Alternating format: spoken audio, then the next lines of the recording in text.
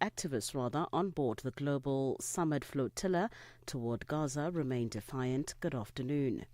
South Africa's Crime Intelligence Boss General Dumisani Khumalo will be the next witness at the Madlanga Commission on Monday.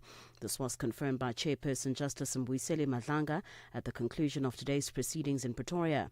General Khumalo, who has led the Political Killings Task Team, or PKTT, is a central figure in the commission, which is looking into corruption and political interference in the criminal justice system. Justice Madlanga has confirmed Khumalo's appearance on Monday morning. For the record, Mr. Shaskalsin, it has been reported to us that the issue of General Khumalo appearing in court on Monday, Magistrates Court, has been resolved with regard to his appearance before us at 9:30 on Monday. Yes, Chair. I have consulted with both the prosecutor and his legal team, and I understand that it has been resolved. That is the position. Hundreds of suspected cyber scammers have been arrested in 14 African countries in an international sting operation that Britain has funded. Interpol says more than 1,400 victims were identified. The Global Police Network says it's committed to disrupting and dismantling the groups that prey on vulnerable individuals online. The BBC's Ijeoma Ndukwe has the story. The sting targeted criminal networks across Africa that had been using digital platforms like social media. Investigators focused on romance scams when criminals build relationships with victims online to extract money. They also targeted the perpetrators of what's known as sextortion, which involves blackmailing victims with explicit imagery. The operation resulted in 260 arrests across 14 African countries, including Ghana, Kenya and Angola. Namibia's authorities have warned people not to hold parties at cemeteries after a social gathering at a gravesite in the capital Windhoek sparked outrage last weekend. According to City of Windhoek officials, the event at the Hamamas cemetery showed seating arrangements, cooler boxes and alcohol on full display. In a statement, the city says this was unacceptable and it disrespects the dignity of the deceased and disturbs other grieving families. It also reminded residents that leaving litter or waste behind at the cemetery was a criminal offence. This is not the first time the Hamamas cemetery has made headlines. In 2021, a man was arrested after video circulated showing him firing off shots during a funeral held there. Swedish activist Greta Thunberg says that she's not afraid of Israel as she sails with the global summit flotilla toward Gaza, accompanied by many activists and lawyers. The flotilla, which was struck by overnight drone attacks earlier this week, comprises of around 50 civilian boats that carries essential supplies such as milk, baby formula, diapers and medical equipment to support Gaza's 2 million residents living under siege. Thunberg emphasizes that although an international aid flotilla shouldn't have to exist, it will continue its efforts to delivering humanitarian aid. We are continuing our journey towards Gaza to deliver humanitarian aid to a population that is being systematically starved. That's a continuation of decades and decades of suffocating oppression, apartheid and occupation. There are over 2 million people who are living trapped under a siege, who are being systematically starved by Israel. And we are doing our bare minimum and stepping up when our governments are not fulfilling their legal obligations to act to prevent a genocide. The Iranian Foreign Minister Abbas Araghchi has warned that Iran will scrap an agreement to let the UN nuclear watchdog inspect its nuclear sites if Western powers reinstate sanctions. A set of UN sanctions on Iran are due to be imposed tomorrow. The BBC's Anbarasan Itarajan has the story. The International Atomic Energy Agency has been trying to rebuild cooperation with Tehran and resume inspections of its nuclear facilities after Israel and the US bombed the sites in June. But European diplomats believe Iran is not giving full access to UN inspectors. The Iranian Foreign Minister Abbas Araghchi met his British counterpart Yvette Cooper to discuss the issue on the sidelines of the UN General Assembly meeting in New York. The sanctions could hurt the Iranian oil and banking sectors. Iran has described the move as unjustified, illegal and irresponsible. Recapping the top story this hour, South Africa's Crime Intelligence Boss General Dumisani Khumalo will be the next witness at the Madlanga Commission on Monday. This was confirmed by Chairperson Justice Mbuyiseli Madlanga at the conclusion of today's proceedings in Pretoria.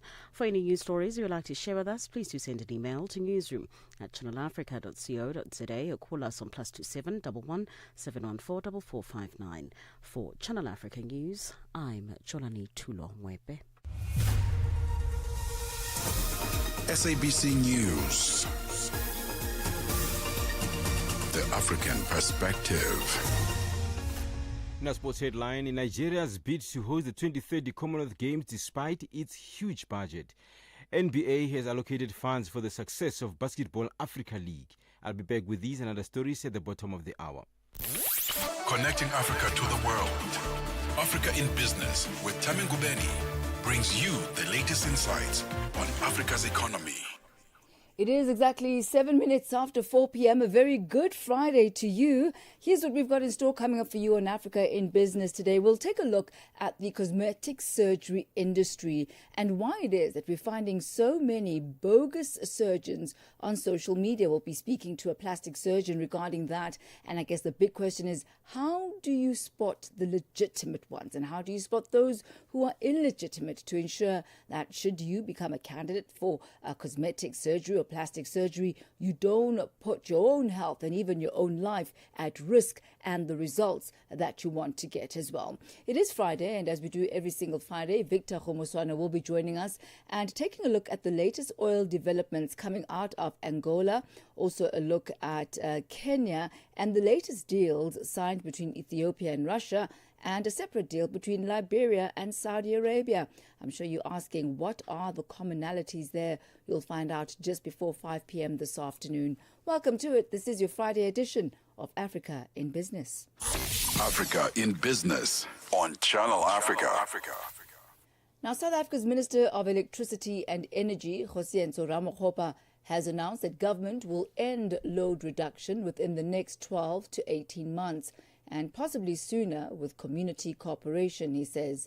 Speaking at a media briefing in Pretoria, Ramokgopa said the country had already turned the corner on load shedding, pointing to improved power station performance with the energy availability factor now consistently above 7%.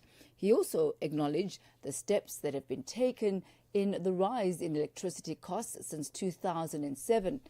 Also promising that these will also help ease the burden on households. Channel Africa's reporter Michael Mbewe reports. The announcement comes after government declared that South Africa has already turned the corner on load shedding, with the energy availability factor rising from 48% at the height of the crisis last year to consistently above 70% today.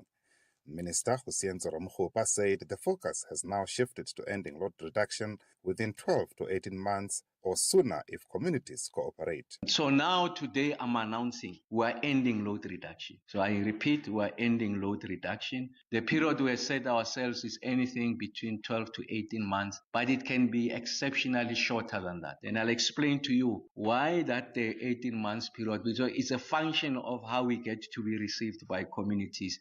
And I'll tell you how we're going to address that situation. So I want to say to the country, we will end load reduction. If there's a absolute cooperation by communities, we'll end it in the next 12 months. The confident Ramokgopa reiterated that South Africa has turned the corner on load shedding and is now working towards its complete elimination. And as we have reported previously, is that we have turned the corner. We are not about to turn the corner. We have turned the corner on the resolution of load shedding. And I said to the country that I'll be the first one to stand before the nation and state boldly that we have ended load shedding. And that before that time comes, I want to say that we are doing everything possible to eliminate it. So you can see that we are achieving exceptional results at the height of load shedding in 2023. Early, around February, March, we had the energy availability factor, that is the performance of the generation fleet, was sitting at about 48%. And now as I speak to you, we're consistently above 70%. And I'm confident that we'll continue to push that number up. And hence you see that the lights remain on.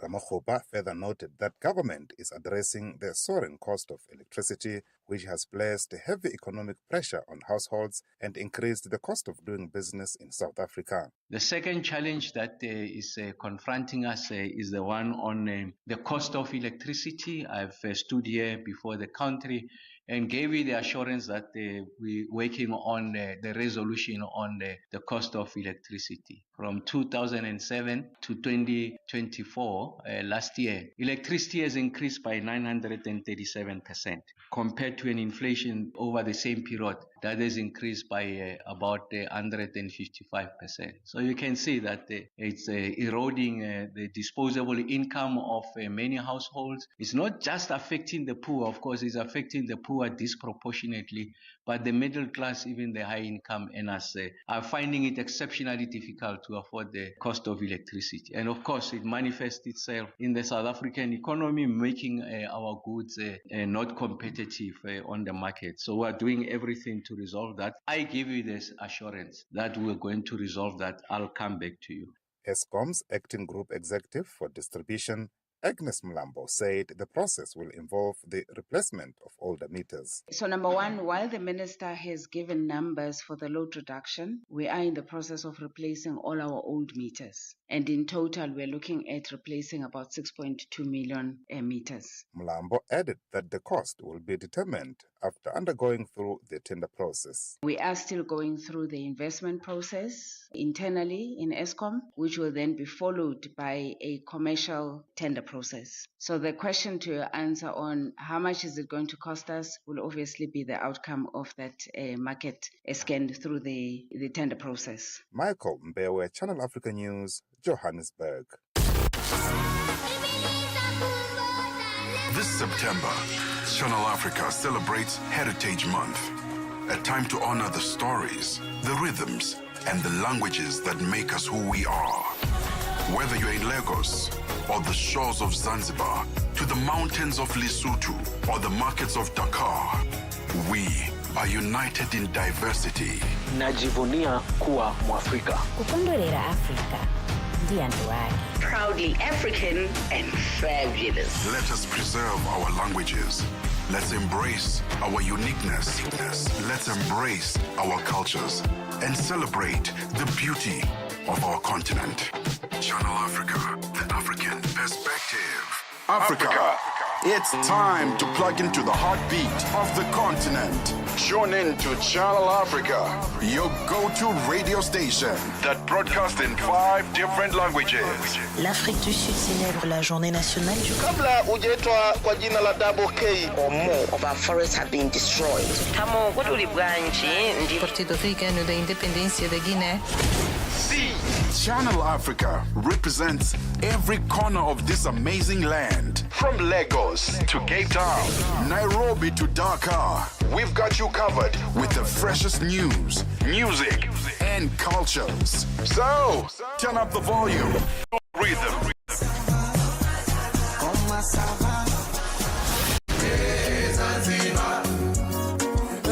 Enjoy the conversation. Channel Africa, the African perspective. Africa in business on Channel Africa. It is exactly 15 minutes after 4 p.m. Central African time. We take you to Lesotho now, where the Minister of Trade and Industry, Mokgethi Shelile, says the United States plans to extend the African Growth and Opportunity Act, that is AGOA. This comes after the minister led a delegation to Washington to plead for a lesser tariff. The Mountain Kingdom initially got hit with the world's highest tariff of 50%, which was later reduced to 15%. For more on this, we joined on the line by the Minister of Trade, Industry and Business Development, Minister Mokgethi Shelile. Very good afternoon to you. So welcome to Africa in Business. Good afternoon, ma'am. So the initial purpose of the United States visit was to negotiate for a lesser tariff. Could you take us through the outcomes of your visit? The line is not that clear, but the mission to the U.S. last week was to lobby the U.S. Congress and the relevant committees to initiate the process of AGOA renewal or extension. And how did that go?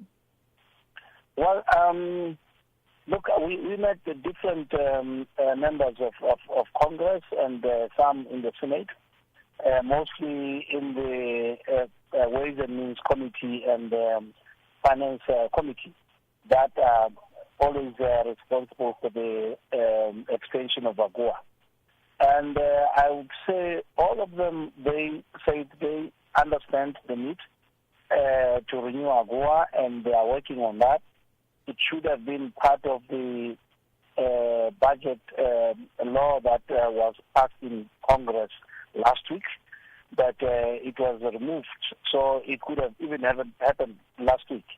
But they said to us that it will be tabled most probably in November or December.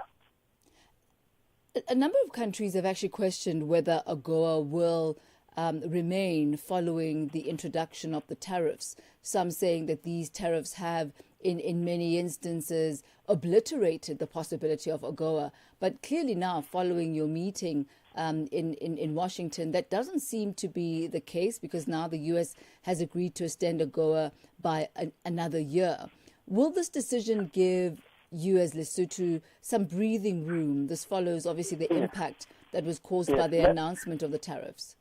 Yes, let me make a quick correction on that. Yes. There is no extension as of yet. There is an intention to do that, which will be discussed in Congress November or December.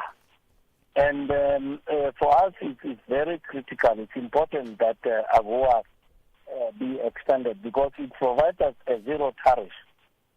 If we don't have it, the MFN rates, most favored nations rates from the WTO, starts to kick in.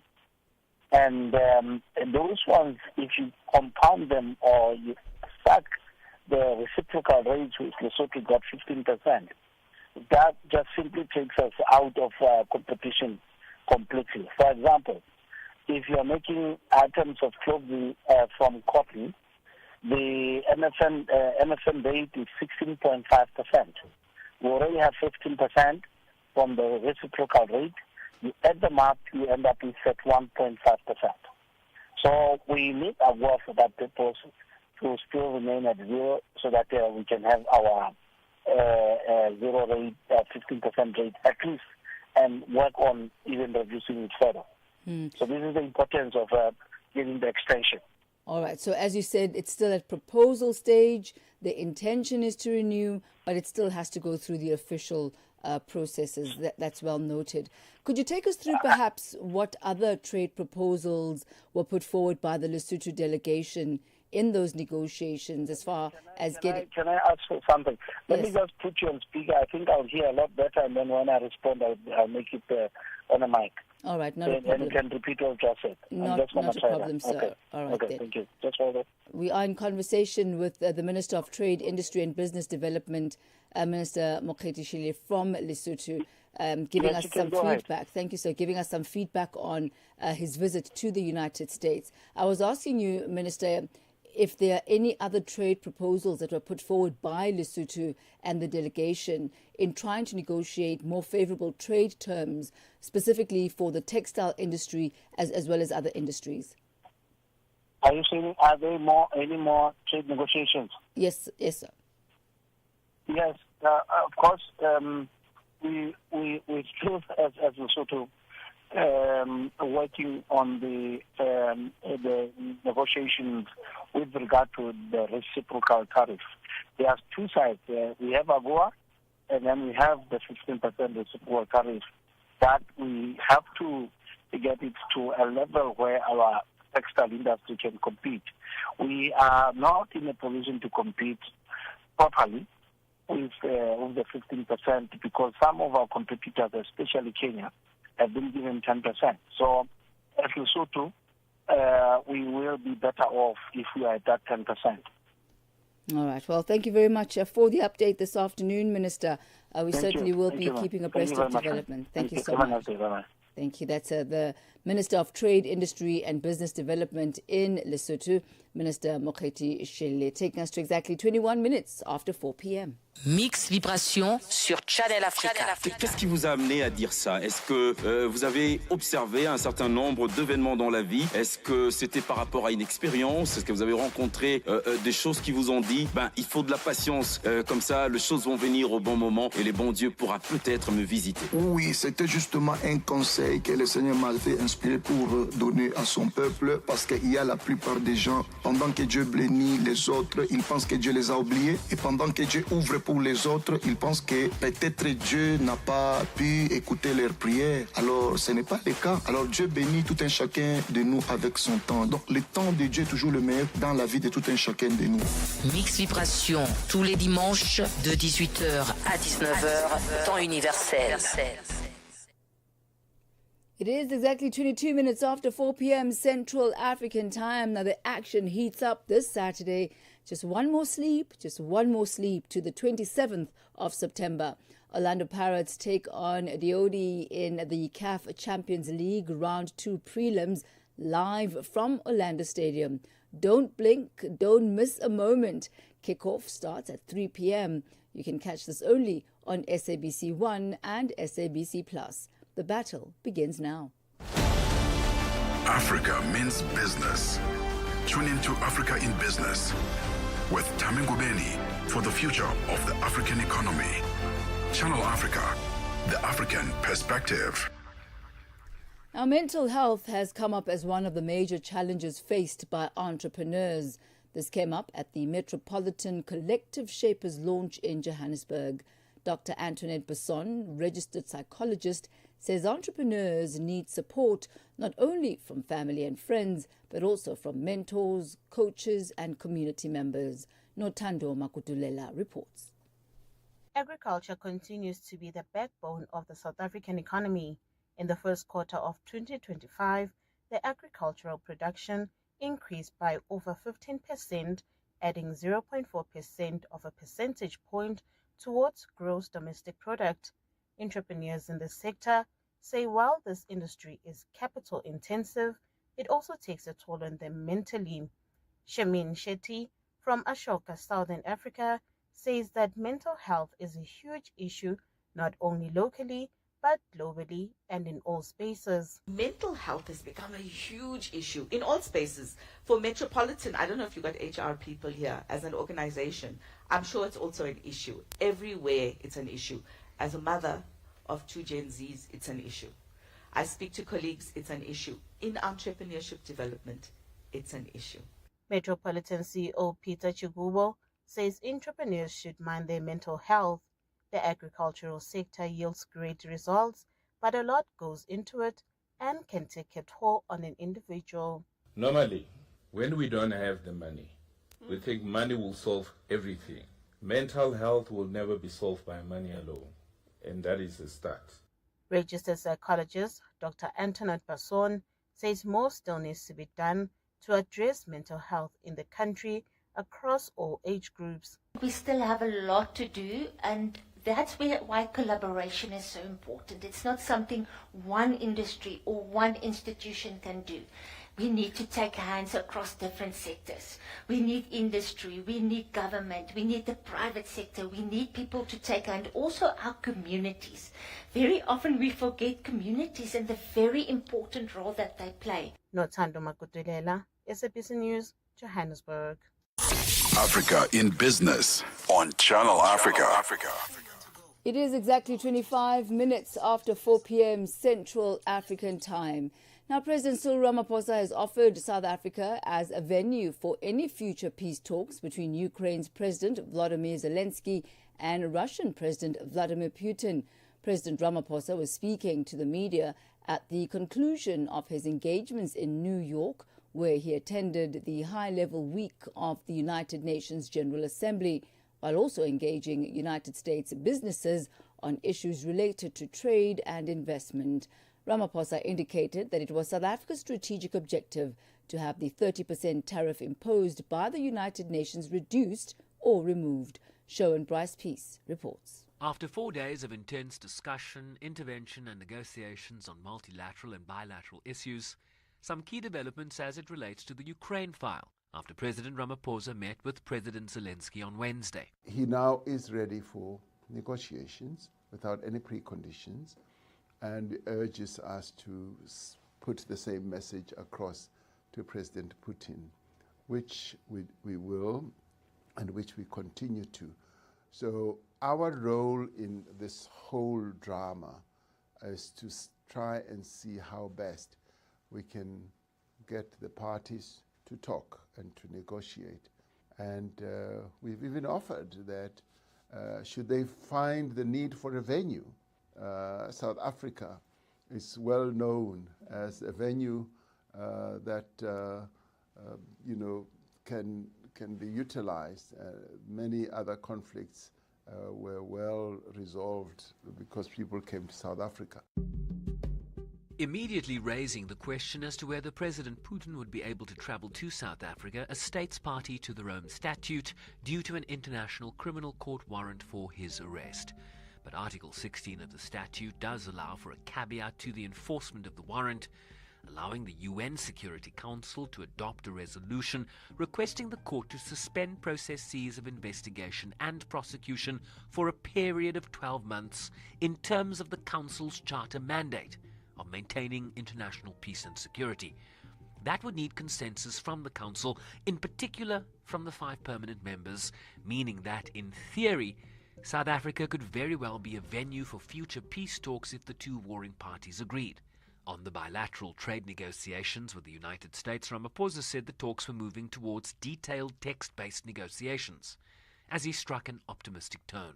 It basically means that we're not just talking. We're now more focused, basing everything we talk about on text, and which should lead to some measure of finality. And obviously, we want the tariffs either to be removed or to be reduced. That is our strategic objective. But we also want to deal with all the other issues that have to do with trade, and how we facilitate trade between the 2 countries, and how we also facilitate investments. We would like to see more investments from the United States into South Africa, and similarly, they would like to see investments from South Africa into the United States, and how we also remove the various barriers, because they are not only trade barriers. He also participated in a G20 ministerial meeting hosted by his International Relations Minister, where Alison Hooker, a U.S. Undersecretary of State for Political Affairs, accused the G20 of drifting from its core remit. Allow me to highlight 3 ways our presidency will differ from recent ones. First, we will recenter the G20 on its core economic mission. We will not spend hours debating out-of-touch social initiatives disconnected from growth and stability. Instead, we will concentrate on priorities that directly strengthen our economies and benefit our citizens. In other words, no diversity, equity, and inclusion or gender-responsive budgeting. Second, we will streamline the G20's processes. We will reduce the proliferation of working groups, cut back on bureaucratic excess, and sharpen our lines of effort. This was Ramaphosa's response. It's a call for people to be treated on an equal basis. And we as South Africans say this advisedly because as a nation we suffered under the brand and the horror of unequal treatment. So we advocate for this from our own experience, from our own knowledge. And the issue of diversity and, if you like, solidarity, we do believe that the strong must help the weak. The powerful must help the weak. And the rich must also help the poor. President Ramaphosa is expected to arrive back in South Africa on Friday evening. I'm Sherwin Bryce-Pease in New York. Africa in Business on Channel Africa. It has gone exactly 4:31 Central African time as we head over now to the markets desk, where Thabiso Lehoko is standing by with the latest market indicators. Business news on Channel Africa. The African perspective. Thanks, Thami, and good afternoon. $1 in South Africa is trading at 17 Rand 37. Botswana, 13.16 Namibia, 17 Namibian dollars 37. And in Zambia, it's at 23.69. In Kenya, the dollar is trading at 128 shilling 424. Ethiopia, 144 birr 856. Uganda, 3,000 shilling 478. And in Tanzania, the dollar will cost you 2,000 shilling 455. In Nigeria, the dollar is trading at 1,489 naira. In Egypt, it's at 48 Egyptian pound 109. Tunisia, 2 dinar 902. And in Algeria, it is trading at 128 dinar 74. The Moroccan dirham is at 8,955 to the dollar. In Angola, the dollar is trading at 912 kwanza, while the Congolese franc is at 2,701 to the US dollar. Commodities markets, gold at $3,749 and platinum $1,541 per ounce. Brand crude oil is at $69.37 a barrel. For any business stories you would like to share with us, please send us an email to newsroom@channelafrica.co.za or call us on +2711 714 4459. For Channel Africa Business in Johannesburg, I'm Thabiso Lehoko. Business news on Channel Africa. The African perspective. And standing by for the latest from the business of sport, here is Figile Lingwati. Sports on Channel Africa. The African perspective. Sports business today. Thank you, Thami. Let's start off with Nigeria. President Bola Tinubu says Nigeria's bid to host the 2030 Commonwealth Games is a dream that must be realized. Commonwealth Games hosting budgets vary significantly, ranging from the original $2.6 billion estimate for Victoria 2026 to Glasgow 2026 estimate cost of $174 to $2,001 million. Budgets have sometimes ballooned, as seen with Victoria's withdrawal over projected cost tripling, while the other events like Glasgow 2026 have focused on using existing infrastructure to control spending. The 2022 event certainly wasn't cheap, as it reportedly cost England more than $934 million. The rising costs certainly produced fears that 2026 might be it for the Commonwealth Games, but Nigeria and India's interest in hosting for 2030 should prolong an event with first conducted in 1930 and will celebrate its 100th anniversary. The official host of the 2030 Commonwealth Games is expected to be announced in November.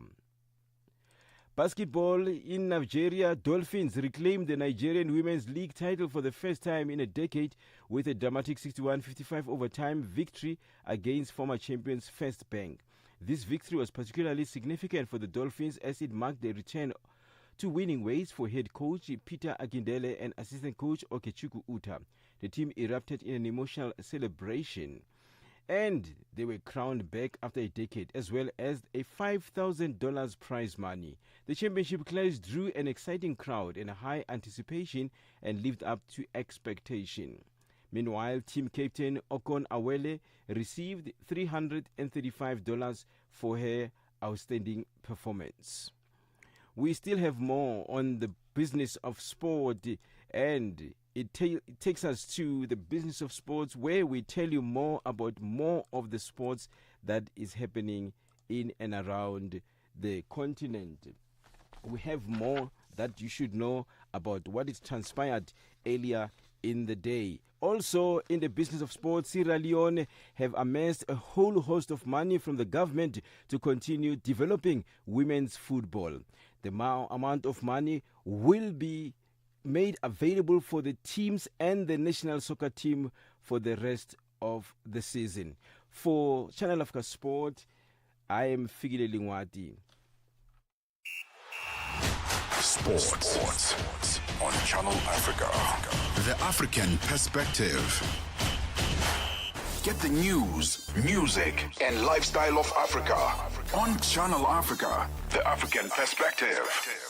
Es-tu préoccupé par quelque chose? Es-tu passionné par les questions qui comptent? As-tu une voix qui mérite d'être entendue? Eh bien, nous avons la plateforme parfaite pour toi. Téléphone-nous ou fais-nous un WhatsApp au +27 66 408 87 42 et nous te rappellerons. Sois dans la conversation. Salut Channel Africa, ici Beno le diamant rouge et Binal Sport depuis le Cameroun, le pays des lions. Voilà. Sois dans la conversation. Il ne s'agit pas seulement de parler, mais c'est ta chance d'exprimer ton point de vue, de partager tes opinions et de t'engager avec une communauté qui valorise ton avis. Suivez-nous sur les réseaux sociaux, visitez notre site www.channelafrica.co.za et préparez-vous à partager vos points de vue sur Channel Africa, la perspective africaine. It is exactly 4:37 Central African Time. The Soweto Showdown this Saturday, the 27th of September, is on. Kaizer Chiefs face Kabuskop in the CAF Confederations Cup at the iconic FNB Stadium. The question is, who will dominate the pitch? Tune in live at 3 p.m. on SABC2. The game is on, and it's everywhere. Africa in Business on Channel Africa. Now, Kenya's President William Ruto delivered a fiery speech at the 80th United Nations General Assembly in New York on Wednesday.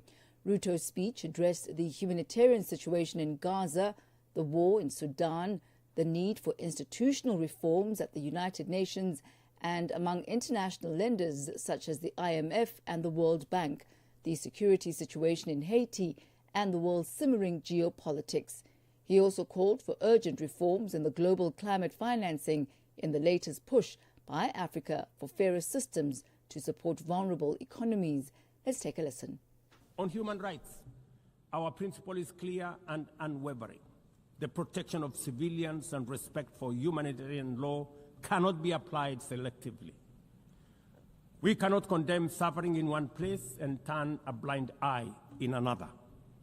Kenya is gravely concerned by the humanitarian catastrophe in Gaza and by the immense suffering of civilians caught in the devastation of disproportionate military operations. At the same time, we call for the unconditional release of Israeli hostages. In line with the African Union and United Nations resolutions, we also call for a permanent ceasefire, for strict adherence to international humanitarian law, and for the launch of a credible political process. Only through such a process can the vision of a two-state solution be realized, where Israel and Palestine live side by side in peace, security, and stability. Kenya is equally deeply troubled by the worsening humanitarian situation in Sudan, where innocent citizens are caught in the crossfire of a needless war. We fully endorse the Quad, comprising Egypt, Saudi Arabia, the United Arab Emirates, and the United States, in affirming that there cannot be a military solution and that only political dialogue offers a viable path forward. We join the Quad in urging all parties, including SAF, RSF, and the external actors, to respect Sudan's sovereignty, unity, and territorial integrity, and firmly reject any attempts to divide the country, reaffirming our unwavering support for a unified Sudan for the benefit of all its people.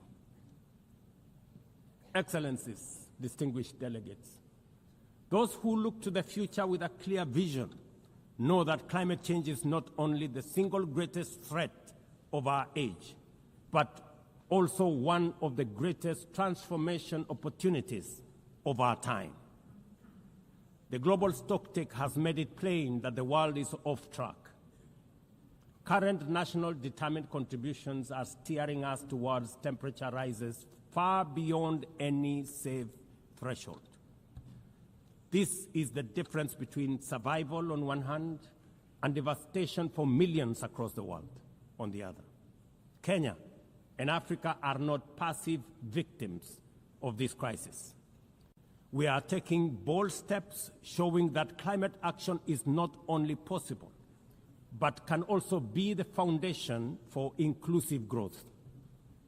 We are building a climate-resilient society by embedding adaptation into every sector, from agriculture and energy to infrastructure and livelihoods, to sustainable mining and artificial intelligence.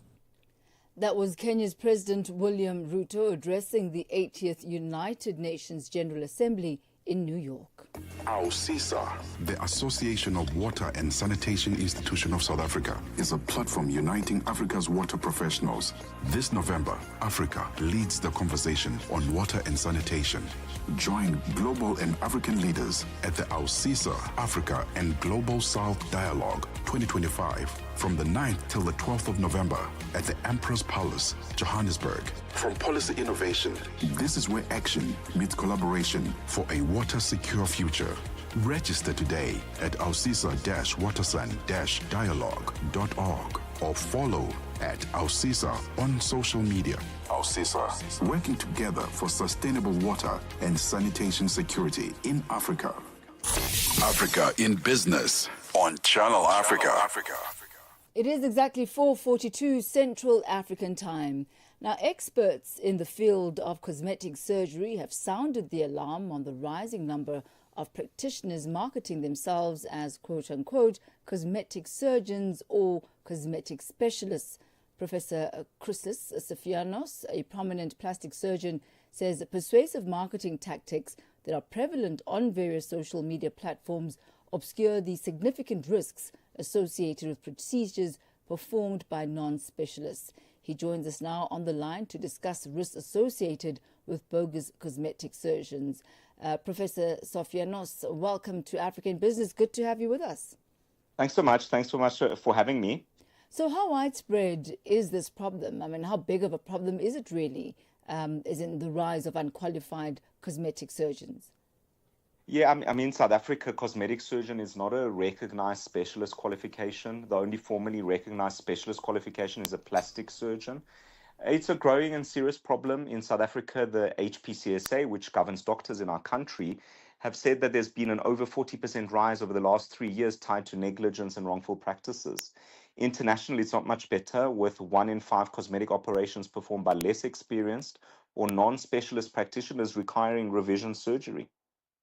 And what danger does this trend pose for the industry and perhaps also those who are undergoing these cosmetic procedures themselves? I think first and foremost, it undermines the public trust in legitimate providers, so legitimate plastic surgeons. And with it, it raises the stigma of cosmetic procedures. For those patients that go with bogus or non-specialist doctors, risks include disfigurement, scarring, infection, and in some cases, even death. Many of them require costly revision operations, so it gives the industry and cosmetic surgery a bad name. So let's talk about this. You mentioned that in South Africa, the only qualification that one can get that's closest to this is that of a plastic surgeon.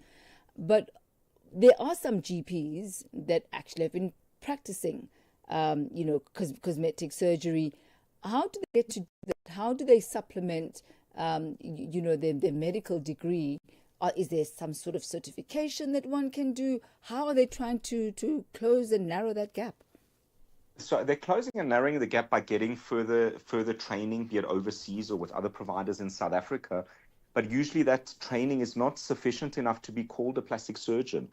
Unfortunately, there's only one route to being a plastic surgeon in South Africa, and that's through formal specialist training, completing the board exam, completing a Master of Medicine qualification. So those practitioners that are doing it, not to say that they don't have enough experience or that they're not good at doing it. However, realistically, they don't have the same training that plastic surgeons do. It's all well and good when you have a straightforward case. However, when the more difficult or revision cases come in, that's where you need expertise. What they're doing, is it illegal? Is it against the law? It's not illegal. So the Health Professions Council of South Africa asks for practitioners to work within their scope, provided they've got adequate or appropriate qualifications. So that's where the grey area is. You can perform it if you've had certification. So they're not doing it illegally. And why is it that people are still opting for, the non-plastic surgeon, cosmetic surgeons, even when they know that perhaps this particular surgeon doesn't have the requisite qualifications? I think there's two aspects to that. Sometimes they don't actually know that they're not a plastic surgeon.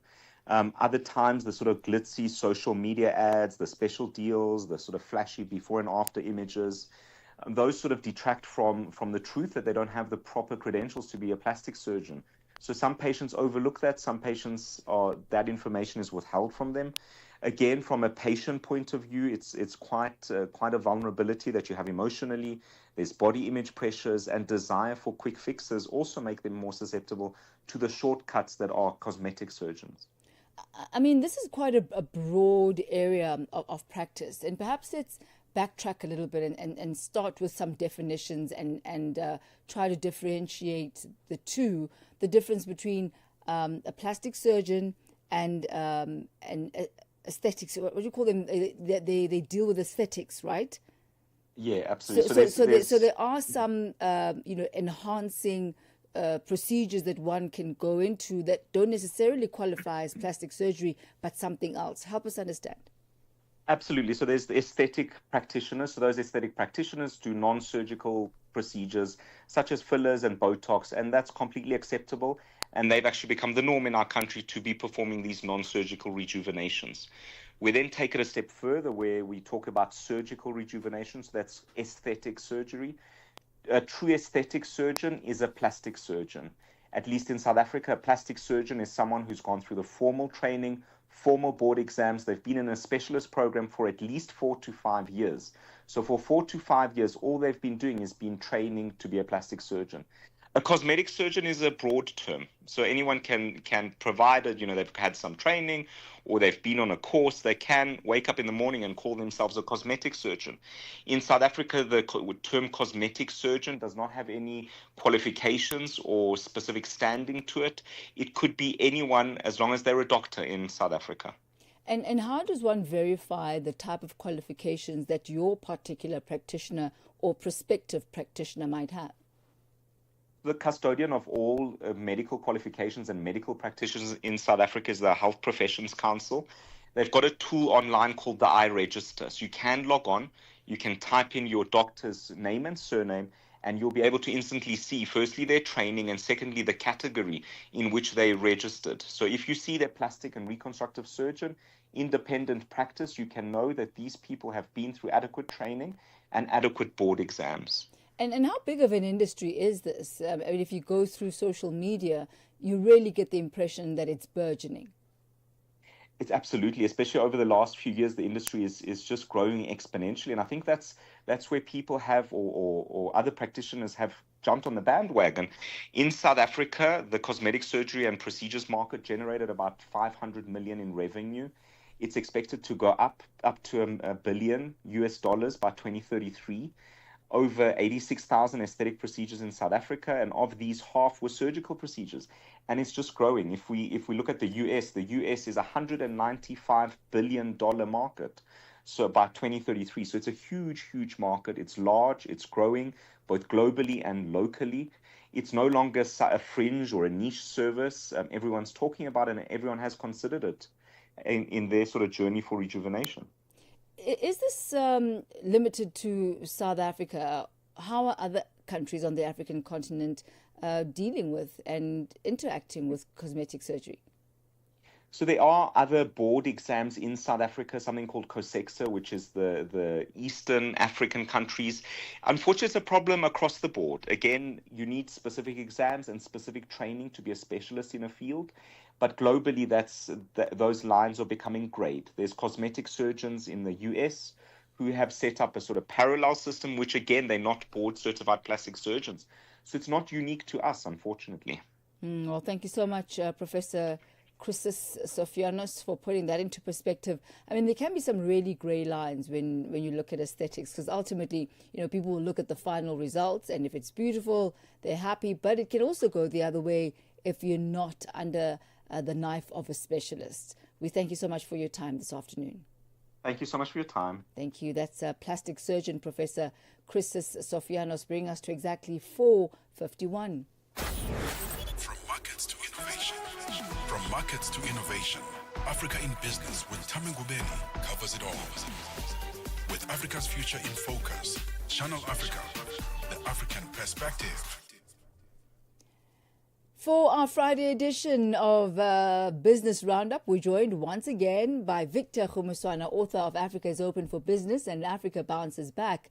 He is also the Executive Director for Marketing and Communication at the University of Limpopo. Happy Friday to you, Victor. Good to be chatting again. Good to talk to you again, Thami. Happy Friday. Happy Friday. Let's take a look then at Angola's oil output really rebounding there. Take us through their performance. Yeah, it's a good story because Angola is a major producer of oil. But what is interesting is how many multinationals or major companies are involved in it. Total Energies, ExxonMobil, Total being French, ExxonMobil is France, and then it's American. And you have Azul. I didn't know Azul Energy, but it's a joint venture between an Italian company, Eni, and British Petroleum, which is BP. So you have at least 4 major companies from 4 different countries that are participating in this. The amount is over a million barrels per day, which is a recovery from the dip that was in July. But the reason is, among other things, by the joint venture, BP and Eni joint venture, that plans to invest $5 billion in the next 3 to 4 years. Angola still relies 90% for its export revenue on oil, so it is an important commodity, and this rebound is going to come in handy. But it's because of those kinds of investments that have committed for over a long period of time, and the optimization and bringing on stream many other fields that were lying dormant. Well, let's continue on the oil front, but this time taking a look at Kenya. We see Tullow Oil PLC, they've finalized their sale of the entire working interest in Kenya. Why is that? Are they disinvesting?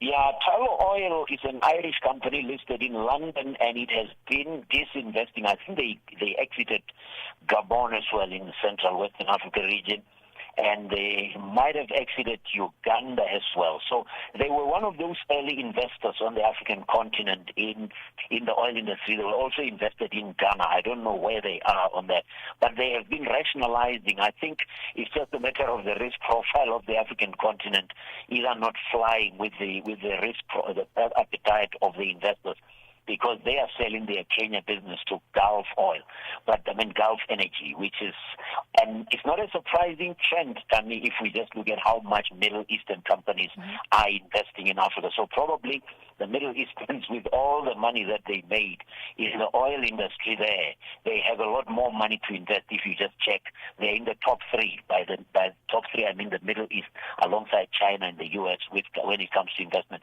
$40 million they're going to be invested this year, $40 million next year, and $40 million in 2028. So money is definitely not the problem here. But Tullow Oil will get a bit of money to take care of their business elsewhere. Let's take a look at Russia. You'll remember when South Africa was exploring the entire nuclear power project, that Russia was at the heart of that. It looks like Ethiopia is following suit. Yeah, Russia. Every time President Trump makes all the saber-rattling noises that he makes about not doing business with Russia, the world seems to just not pay attention, because BRICS nations are just influential. President Abiy Ahmed of Ethiopia met with Alexander Ligashev, who's the DG, Director General of Rosatom, which is heavily invested on the African continent. Already, last week the Ethiopians inaugurated, or 2 weeks ago, the Grand Ethiopian Renaissance Dam, which is a hydro energy project, but this one is nuclear. So they are not playing. They want to be the powerhouse, literally, of the East African region and the Horn of Africa. And this is just another example. They are going to also be having partnerships in agriculture, in energy, in healthcare, and in defense. There you have it. Defense is a story, because the Grand Ethiopian Renaissance Dam raised some kind of tension between Ethiopia and Sudan and Egypt. So that defense cooperation is just a way of saying we've got our defense beefed up through partnerships with BRICS nations. And it certainly is a season for big partnerships. It's all about nuclear power with Russia and Ethiopia. But we see the aviation sector being the chosen sector between Liberia and Saudi Arabia. Exactly. Just another point about the Middle Eastern countries just investing. Just remember that, Thami. They are in the top 3 sources of investment capital in Africa, and their reputation is they invest big money when they do.